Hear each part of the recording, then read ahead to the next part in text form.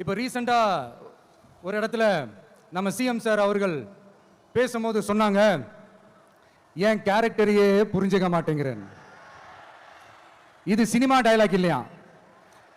நான் ஏதாவது பேசினா சினிமா டயலாகா? சார் பேசினா அது சினிமா டயலாக் இல்லையா? சிலப்பதிகாரத்திலிருந்து எடுத்ததா அந்த லைனு. என் கேரக்டரையே புரிஞ்சுக்க மாட்டேன்றது. உங்களை எப்படி தான் சார் புரிஞ்சுக்கிறது? எந்தெந்த விஷயத்துலலாம் சார் உங்க கேரக்டர் நாங்கள் புரிஞ்சுக்கிறது? அதையும் நீங்களே சொல்லிட்டீங்கன்னா கொஞ்சம் நல்லா இருக்கும் சார். சட்டம் ஒழுங்குல நாடே சந்தி சிரிக்குது அதுலையா? பெண்கள் பாதுகாப்புல நாடே சந்தி சிரிக்குது அதுலையா? பொய் வாக்குறுதிகளா கொடுத்து ஏமாத்தி ஆட்சிக்கு வந்தீங்களே அதுலையா? எதில் தான் சார் உங்க கேரக்டர் நாங்கள் புரிஞ்சுக்கிறது? ஆனா ஒண்ணு, தமிழ்நாட்டில் ஆட்சி செய்யற நீங்களும் சரி, ஒன்றியத்தில் ஆட்சி செய்யறவங்களும் சரி, நீங்க ரெண்டு பேரும் முதல்ல என்னோட கேரக்டரை புரிஞ்சுக்கணும் சார். என்னோட கேரக்டர்னு சொன்னது நம்ம மக்களோட கேரக்டர்.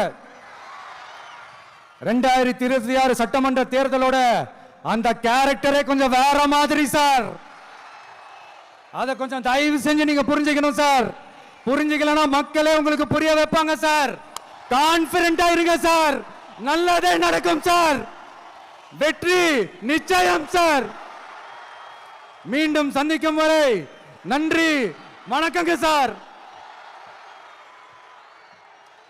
நண்பா, நண்பிகள், இங்க வந்து எல்லாம் வந்து பார்த்தோம், எல்லாம் நல்லபடியா நடந்தது.